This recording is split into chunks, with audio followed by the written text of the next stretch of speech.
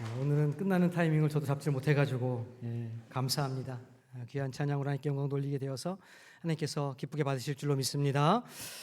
오늘 또 하나님의 날을 기억해서 또 예배를 드리기 위하여 성광 동산을 찾으신 성도님들을 주님의 이름으로 환영하고 또 축복합니다. 주님께서 오늘 주시는 또 마음을 또 그 말씀을 마음에 잘 새기시고 한 주간 세상에서 살아가실 때에 또 위로가 되시기를, 또 힘이 되시기를, 용기를 얻으시기를 주님의 이름으로 축복합니다. 올해 초 저희가 성지순례를 다녀왔죠. 인상 깊은 장면이 그런 곳들이 여러 곳 있었습니다. 특히 저는 에베소가 기억에 많이 남습니다. 에베소의 멋지고 아름다운 유적들이 굉장히 많이 있었습니다. 고대 3대 도서관 가운데 하나였던 셀수스 도서관도 그 에베소에 있죠. 또 2만 5천 명을 넘게 수용할 수 있는 거대한 원형 경기장도 에베소에 있습니다. 바울이 열심히 복음을 증거했을 넓은 아고라 광장도 그곳에 있었습니다. 그런데 정말 이 에베소에서 인상이 깊었었던 것은 에베소가 바울뿐만 아니라 사도 요한의 목회지였다는 것입니다. 그러니까 사도 요한이 에베소 교회의 목사였다는 말이죠. 바울의 순교 이후에 디모데는 에베소에서 그 사역을 이어가고 있었습니다. 하지만 디모데도 결국은 돌에 맞아 순교하게 됩니다. 이때 그 뒤를 이어서 사도 요한이 에베소 교회의 목사로 부임하게 되었습니다. 이곳에서 교회의 지도자로 평생 헌신했다고 하죠. 이 요한은 사도들 가운데 유일하게 순교를 당하지 않은 사도입니다. 이 요한이 쓴 복음서와 서신서들은 대부분 많은 제자들의 사후에 이 에베소에서 기록되었을 것으로 그렇게 생각됩니다. 한번 생각해 보시기 바랍니다. 자신들의 동료들이 형장의 이슬로 다 사라지는 것을 모두 보아야만 했던 사도 요한, 스데반이 돌에 맞아 죽고 야고보가 헤롯 아그리빠에 의해 참수당하고 베드로가 십자가에 거꾸로 매달려 죽는 장면을 베드로는 묵도해야 했습니다. 바울도 오스티아 가도에서 참수형을 당했죠. 빌립과 나다나엘, 도마, 마테, 다데오, 마띠아 모두 복음을 위해 땅 끝까지 가서 그 복음을 증거하다가 순교했다는 소식을 아마 다 들었을 것입니다. 동료이면서 친구였던 사도들의 순교를 바라보는 요한의 마음은 어땠을까요? 그의 마음을 상상해 보건대 윤동주 시인의 마음과 어느 정도 비슷하지 않을까 생각하게 됩니다. 그가 동경에서 학교 다닐 때 쓴 쉽게 쓰여진 시라고 하는 시가 있는데 그 시의 한 구절입니다. 생각해 보면 어린 때 동물을 하나 둘 죄다 잃어버리고 나는 무얼 바라 나는 다만 홀로 침전하는 것일까? 인생은 살기 어렵다는데 시가 이렇게 쉽게 씌어지는 것은 부끄러운 일이다. 동료들이 다 순교하며 주님 품으로 갈 때 혼자 남겨진 이 요한의 심정은 이 시의 마음과 비슷했을 것이고 또 아주 복잡했을 것이라 그렇게 생각할 수 있습니다. 요한은 오늘 본문을 시작하면서 수전절에 대해서 기록하고 있습니다. 요한서신서의 특징상 이 절기를 기록한 것은 이 날이 유대 민족에게 또 예수 그리스도의 복음에 아주 특별한 의미를 가지고 있기 때문입니다. 이 절기의 의미는 아무리 강조해도 지나침이 없기 때문에 제가 다시 한 번 더 설명하겠습니다. 대략 2세기 전 정도에 헬라 제국 왕 안티오쿠스 4세 에피파네스는 예루살렘 성전을 침탈해서 그 신성한 제단을 제우스 신에게 바치고 돼지 피로 성전을 더럽히게 됩니다. 유대인의 마음에 이를 참을 수 없는 수치를 주었고 민족의 신앙 자체가 흔들리는 위기를 경험하고 있었습니다. 바로 이때에 하스몬 가문의 유다 마카베오라는 사람이 일어나서 이 전세를 역전시키고 놀라운 승리를 이끌어냅니다. 독립전쟁에 승리하게 된 것이죠. 그렇게 성전을 수복한 후에 다시 그 성전을 봉헌하여 하나님께 돌려드리게 되었습니다. 수전절이라는 것은 그 성전을 다시 회복하여 하나님께 돌려드렸다라고 하는 뜻입니다. 그런데 이 마지막 전쟁할 때에 단 하루 쓸 분량의 기름으로 성전의 촛불이 무려 8일간이나 타올랐다고 합니다. 이 사건을 기념해서 성소 안에 금촛대 7가지 양쪽에 하나씩을 더해서 9개의 촛불을 밝혔습니다. 이 촛대를 메노라라고 부릅니다. 유대인들은 수전절이 되면 이 메노라의 불빛을 밝혀서 하나님께서 행하신 기적을 기념하고 그 빛을 열방에 비추는 일을 했던 것입니다. 그렇게 성전을 수복한 이후에 수세대가 지났습니다. 대략 260년에서 300년 정도 흘렀을 것으로 생각됩니다. 유대인들은 헤롯 대왕이 증축한 성전을 바라보면서 민족적인 자부심을 느꼈습니다. 당시 헤롯 성전은 세계에서 가장 웅장하고 아름다운 종교 건축물 가운데 하나였습니다. 요세푸스에 따르면 성전의 기초를 이루는 거대한 돌 하나가 무려 100톤에 이르렀다 말합니다. 또 성전의 지붕은 금으로 다 덮었고 그래서 수십 킬로미터 밖에서도 그 지붕이 반짝반짝 빛났다고 하죠. 당시 그리스의 아크로폴리스에 있는 아르테미스 신전과 비교해도 결코 뒤지지 않는 화려함과 규모를 자랑했습니다. 하지만 겉으로 보여지는 것과는 다르게 이것을 바라보는 유대인들의 마음은 아주 복잡했습니다. 겉으로는 거룩하고 화려해 보였지만 실상 그 내면은 정치적인 타협과 부패로 더럽혀지고 있었기 때문입니다. 로마의 총독과 결탁한 종교 지도자들, 또 사두개인 귀족들의 이기심과 권력욕, 이런 것들 때문에 백성들의 순수한 신앙은 깊은 상처를 받고 있었던 것입니다. 돌로 쌓은 성전은 깨끗해 보였지만 신앙의 열정을 가진 이들에게는 이미 그 성전은 정서적으로 부패한 곳이었습니다. 이런 이유로 수전절에 솔로몬 행각에 모여든 유대인들은 성전을 다시 한번 깨끗하게 할 또 다른 유다 마카베오 새로운 메시아를 갈망하고 있었던 것입니다. 그들은 로마의 압제와 타락한 종교 지도자들의 억압에서 자신들을 해방시켜줄 구원자를 절실히 찾고 있었습니다. 수전절에 메노라를 밝히며 그들은 어둠을 몰아낼 새로운 빛이 나타나기를 고대하고 있었습니다.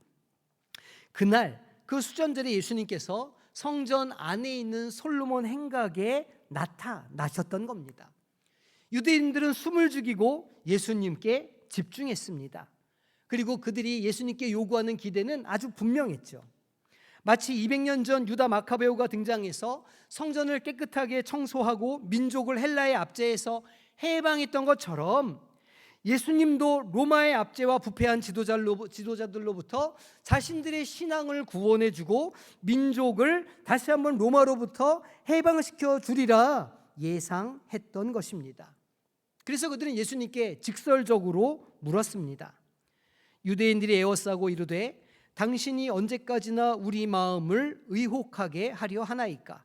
그리스도이면 밝히 말씀하소서 하니. 이 무슨 말입니까?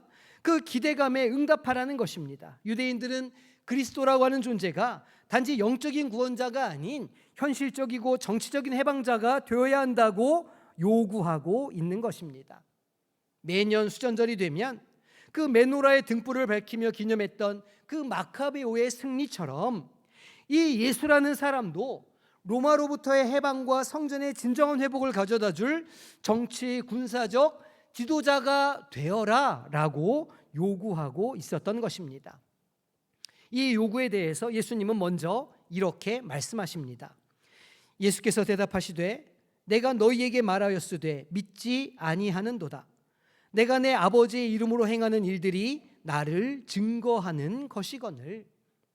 예수님께서는 자신이 어떤 분이신지를 자신의 사역과 표적이 이미 분명히 증언하고 있다고 말씀하십니다. 어떤 표적일까요?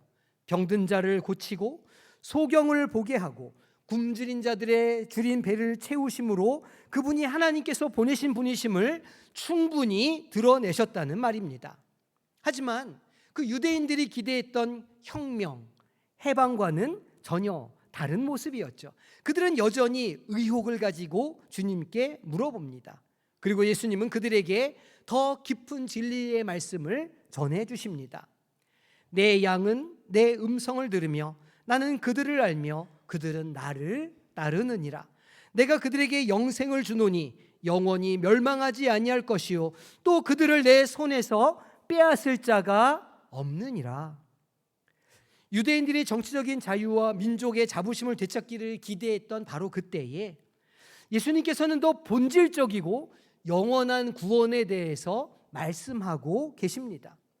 주님께서 우리에게 주시는 것은 이 세상에서 일시적으로 누리는 자유가 아니라는 것입니다. 이 세상에서 우리가 누리는 물질적인 어떤 풍요함, 어떤 이 세상에서 우리가 붙잡을 수 있는 눈에 보이는 어떤 것이 아니라는 겁니다. 영원히 빼앗기지 않는 그 신비 가운데 있는 그 마음 가운데 있는 영원한 생명이라는 것입니다. 예수님의 말씀은 참된 목자의 돌봄과 사랑에 대한 비유였습니다. 당시 유대인들은 여전히 양을 치는 민족이었기 때문에 목자가 어떤 사람인지를 잘 알고 있었죠. 양들이 스스로의 힘으로 살아갈 수 없는 환경 속에서도 그들을 지켜주고 그들의 생명을 보장하는 존재가 바로 목자였습니다.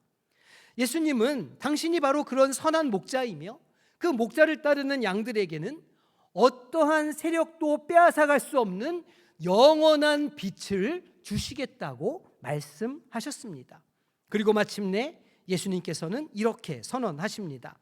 나와 아버지는 하나이니라 하신대.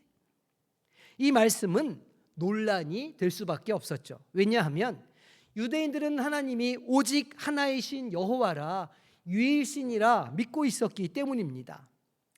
예수님의 이 하나님과 내가 하나라고 하는 선언은 주님이 단지 인간적인 메시아나 정치적인 혁명가가 아니라고 하는 분명한 말씀입니다. 하나님과 본질상 하나 되시며 영원히 하나님과 함께 계시는, 지금 눈에 보이는 성전보다 훨씬 더 위대하고 근본적인 존재임을 뜻하는 것입니다. 사실 예수님께서 말씀하신 이 메시지의 본질은 유대인들이 바라던 바와는 너무 달랐습니다. 그들은 헤롯이 지은 웅장한 성전, 그 성전의 금빛과 거대한 돌들, 로마의 압제에서 벗어난 민족적인 자존심의 회복을 원했습니다.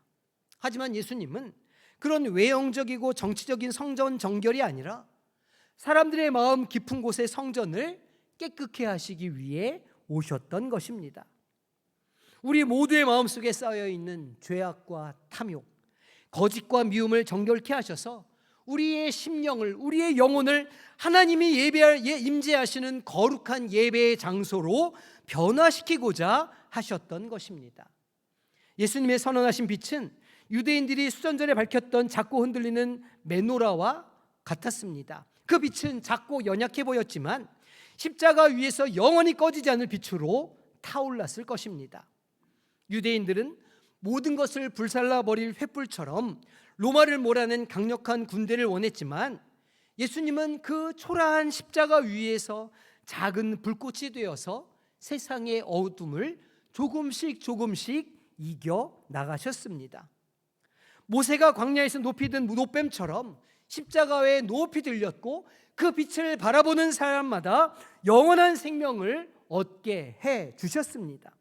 단지 육적인 형통이 아닌 영혼 구원의 빛을 비춰 주셨던 것입니다. 이것이 예수님께서 하신 일입니다. 시간이 한 70년쯤 흘러서 사도 요한이 이 요한복음을 기록한 때에는 그 화려한 성전도 다 무너지고 그 반모섬의 유배에서 풀려나 에베소로 돌아온 후였습니다. 에베소 교회는 그 당시 많은 교회들과 마찬가지로 시대적인 혼란과 이단과 핍박 아래에 있었습니다. 요한이 평생을 몸담은 이 에베소 교인들조차도 그 핍박에 못 이겨 첫사랑을 잃어버리거나 교리와 당파 싸움에 빠져 들어가 있었습니다. 그 시대의 그리스도인들에게 돌로 지어진 성전이 사라진 것은 분명히 큰 충격이었지만 요한은 그의 서신서에서 분명하게 말하고 있습니다. 눈에 보이는 성전이 무너질지라도 참된 성전이신 예수 그리스도, 그 빛은 우리 심령 가운데에서 결코 꺼지지 않는다고 말입니다. 예수님은 우리가 원하는 방식으로 세상을 바꾸지 않으셨습니다. 도리어 그분은 더 온전하고 영원한 방식으로 우리의 마음속 성전을 변화시키셨습니다. 눈에 보이는 정치적인 승리, 그 눈에 보이는 로마의 제국에 대항하는 어떤 것보다 도리어 그 심령 가운데 있는 능력으로 자라가게 하셨던 것입니다. 오늘을 살아가는 많은 사람들 역시 정치적인 승리, 물질적인 성공, 외형적인 성장을 추구합니다. 그래서 하나님 앞에 간구하죠. 하나님, 이러한 기도에 응답해 주시고 이러한 우리의 삶이 이렇게 변화될 수 있도록 역사해 주십시오. 우리의 대부분의 기도는 이 땅 가운데 살아가며 우리 눈에 보이고 손에 잡히는 것들에 대한 기도입니다.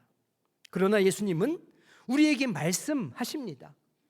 외면적인 것, 눈에 보이고 손에 잡히는 것이 아니라 우리 심령 가운데, 우리 마음 중심에 진정한 하나님의 임재가 있어야, 그곳이 하나님의 성전으로 세워져야 참 자유와 평안이 있을 수 있을 것이라는 말씀입니다. 내면의 참된 성전, 마음의 변화를 추구하라는 말씀입니다. 그래서 예수님이 우리 안에 거하시면 우리 안에 있는 그 작은 불씨는 결코 꺼지지 않는 영원한 빛이 될 것이라고 약속해 주시는 것이죠. 아무리 세상 밖에 어둠이 짙을지라도 우리 내면에 있는 빛을 끌 수 있는 권세는 세상에 없다는 것입니다. 사도 요한은 이 진리를 믿었기 때문에 유배간 반모섬에서도 그 빛에 대해 기록하였고, 예수님을 따르는 교회도 같은 믿음으로 박해 속에서 그 빛을 지킬 수 있었던 것입니다. 오늘 우리도 그 불씨를 마음에 품고 살아가는 사람들 아닙니까? 그리고 그것은 누구도 빼앗을 수 없는 영원히 꺼지지 않는 생명의 빛인 줄로 믿으시기를 소망합니다. 우리가 유대인들과 같은 착각에 빠질 때에 우리의 신앙의 어떤 힘과 믿음의 근거를 제도나 조직, 건물과 같은 외적인 것에서 찾을 때가 있습니다. 교회의 크기, 성도의 수, 사회적인 영향력으로 우리 신앙의 어떤 그 능력을 가늠하려고 합니다. 하지만 우리가 의지하는 그런 외적인 것들은 분명히 사라질 것들입니다. 없어질 것입니다. 헤롯이 세운 웅장한 성전이 무너졌던 것처럼 인간이 세운 어떤 것도 결국 영원할 수 없기 때문입니다. 성지 순례를 가보면서 우리가 본 것들은 그 남아있던 교회들의 흔적들밖에 없었습니다. 그러면 하나님의 교회가 없어졌을까요? 아닙니다. 그 불꽃은 그 제자들을 통해 오늘 우리에게까지 남아있고, 이 성광동산의 성광교회라는 이름으로 여전히 버젓이 남아있다는 것입니다. 아무리 세상이 흔들리고 우리의 환경이 어렵고 관계가 무너지고 기대했던 것들이 이루어지지 않을지라도 우리 심령 가운데에 있는 불꽃은 절대로 빼앗길 수 없습니다. 왜냐하면 그것은 주님께서 직접 우리 안에 두신 영원한 생명의 빛이기 때문입니다. 우리의 할 일은 이 불꽃을 매일매일 태우며 살아가는 것이죠. 이 불씨를 지키고 점점 키워가는 것입니다. 어떻게 할 수 있습니까? 먼저는 매일매일 그 불꽃으로, 빛으로 나아가야 합니다. 불꽃을 본다는 것, 빛으로 나아간다는 것은 무슨 말입니까? 자기를 사랑의 불꽃으로 사르신 주님의 십자가를 바라보라는 것입니다. 그 은혜의 보좌 앞으로 날마다 나아가라는 것입니다. 십자가에서 어떤 일이 있었는지, 십자가에서 우리에게 전해주신 사랑의 불꽃이 무엇인지를 매일매일 묵상하고 그 마음을 그 신비 가운데 새기라는 것입니다. 그리고 그 어둠 속에 있지 말고 빛으로 나아가라는 것이죠. 마치 해변가에 피어올랐던 빛을 발견하고 주님께로 갔던 제자들처럼 인생의 어두운 때에 빛 대신 주님께로 나아가라는 것입니다. 자기를 태워 생명을 주신 그 불꽃 같은 사랑의 상징인 십자가에서 우리는 우리를 향한 하나님의 사랑과 용서, 영원한 구원을 다시 발견하게 됩니다. 날마다 불꽃을 바라보고 그 빛으로 나아가는 성도님이 되시기를 주님의 이름으로 축복합니다. 그렇게 불꽃으로 향한 다음엔 각자의 심령에도 그 불을 이어받아야 합니다. 또 다른 작은 불꽃이 되어야 하는 것이죠. 예수님의 말씀을 기념하고 살아내므로 작은 불씨를 우리의 심령 가운데 놓습니다. 비록 작지만 빛을 내는 삶을 살기 시작하는 것입니다. 사랑의 온기를 내고 사랑의 언어를 사용하고 사랑의 행동을 실천합니다. 마음이 상한 이들, 심령이 괴로움에 있는 이들을 위로하고 격려하는 불꽃으로 타오르라는 것입니다. 차갑고 냉정한 세상 속에서 그 불꽃은 온기를 가지고 존재 가치를 갖게 될 것입니다. 이 세상 한가운데에서 어둠 가운데 빛을 내는 없어서는 안 될 존재가 되는 것입니다. 그리고 그 불꽃을 누군가에게 옮겨 주시기를 바랍니다. 어둠에 있는 사람들, 좌절과 절망에 있는 이들에게 불을 붙여 주십시오. 그리고 그 빛을 보게 하시고 빛으로 인도해 주십시오. 나를 어둠에서 건지신 주님의 사랑을 이야기하고 나를 좌절에서 일으켜 주신 하나님의 역사를 간증해 보십시오. 하나님께서 나를 사랑하시고 당신을 사랑하시기 때문에 분명히 그 삶에 역사하실 때가 있을 것이며 우리의 삶을 건져 주실 것이라고 하는 사실을 증거하고 간증하시기를 바랍니다. 빛을 알지 못하던 사람들, 온기가 없어 죽어가던 영혼들이 그 이야기와 간증을 통해서 하나님께로 돌아오게 될 줄로 믿습니다. 우리 안에 타오르는 불꽃이 하나님이 살아계신다는 것을 증명하게 될 것입니다. 예수님께서 약속하셨습니다. 아무도 그들을 내 손에서 빼앗을 수 없느니라. 맞습니다. 누구도 우리 내면에 타오르는 불꽃을 끌 자가 없습니다. 도리어 우리 안에 있는 불꽃은 점점 더 커져가고 더 밝아지게 될 것입니다. 우리 모두는 각자의 삶 속에서 하나님의 빛을 품고 그 빛을 내는 메노라와 같은 사람들입니다. 때로는 작고 연약해서 바람에 꺼질 것 같기도 하고 또 위태로워 보이기도 하지만 우리가 만약 함께 모인다면 이야기는 달라집니다. 서로의 빛이 연결되고 하나가 되어 어떤 어둠도 이길 수 있는 강력한 횃불처럼 타오를 수 있게 되는 것이죠. 초대교회는 로마의 박해와 압제 속에서도 결코 꺼지지 않는 횃불로 타올랐습니다. 사도 요한이 기록한 복음서와 편지들이 교회 공동체를 지탱하는 든든한 기초가 되었을 것입니다. 당시 사람들에게 교회는 그들이 가지고 있었던 마지막 희망이었습니다. 세상이 차갑고 어두울수록 그 빛은 더욱더 분명하게 드러나기 때문입니다. 오늘 우리 교회도 그런 공동체가 되기를 소망합니다. 세상이 힘들다고 말할 때, 세상에 소망이 없다고 말할 때, 세상에 믿을 수 있는 사람이 없다고 말할 때 여기 예수 그리스도의 복음이 있다고, 여기 그리스도의 생명을 전하는 자들이 있다고, 여기 믿을 만한 자들이 있다고 말할 수 있는 우리가 되어야 하지 않겠습니까? 우리가 불꽃으로 살아내고 주님의 불꽃을 받아 사람들에게 그 온기를 전하는 삶을 살아야 하지 않겠습니까? 이미 한 세월 우리 어버이들께서 믿음을 가지고 불꽃으로 삶을 살아내 주셨습니다. 참으로 감사를 드립니다. 그 빛을 받은 자녀된 자들로서 우리가 또한 살아내야 할 것입니다. 예수님께서 약속하셨습니다. 이 빛은 영원히 꺼지지 않을 것이라 말이죠. 오늘 우리가 우리 심령 가운데 있는 그 빛을 붙잡고 살아갈 때에 우리를 넘어서 우리의 자녀들이, 우리의 이웃들이 그 빛을 받아 세상에서 소망과 용기를 가지고 살아가는 복된 역사가 있게 될 줄로 믿으시기를 소망합니다. 사도 요한은 이 유배가 끝나자 자기의 목회지였던 에베소로 돌아오게 됩니다. 대략 그의 나이가 97세에서 98세 되었을 때였을 것으로 생각됩니다. 그가 대략 100세에 죽었다고 전해지니까 이제 그의 사역이 2년 남짓 남았던 말년의 때였습니다.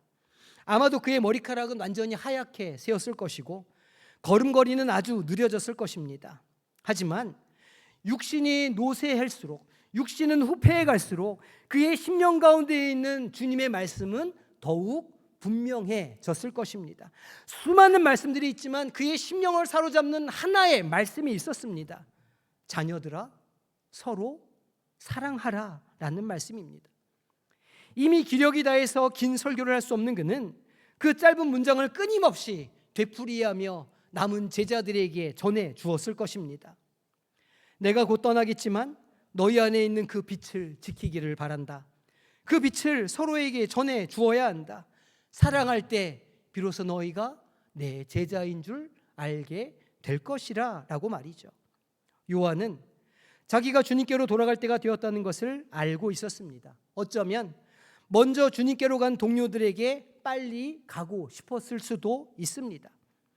그는 제자들의 손을 잡고 나지막히 기도합니다. 주님, 이제 저에게 비춰주셨던 작은 불꽃을 제 제자들에게 전해줍니다. 그리고 이들에게 있는 빛을 아무도 빼앗을 수 없게 지켜 보호하여 주시옵소서. 그 불빛이 제자들의 심령 가운데 타오르게 하여 주시옵소서. 그의 기도대로 마음속에 타오르던 그 작은 빛은 결코 꺼지지 않았습니다. 동굴에서, 지하 감옥에서, 지하로 파 내려간 곳에서 그 불빛이 계속 타올랐고 오늘 우리에게까지 이어지는 것 아닙니까? 제자들의 가슴으로 전해지고 그들의 손에서 또 다른 이들의 마음속으로 옮겨졌습니다.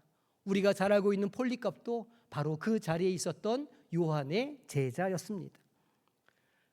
요한의 말년에 유언처럼 기록한 요한일서 4장 7절 말씀이 우리의 심령을 두드립니다. 사랑하는 자들아, 우리가 서로 사랑하자.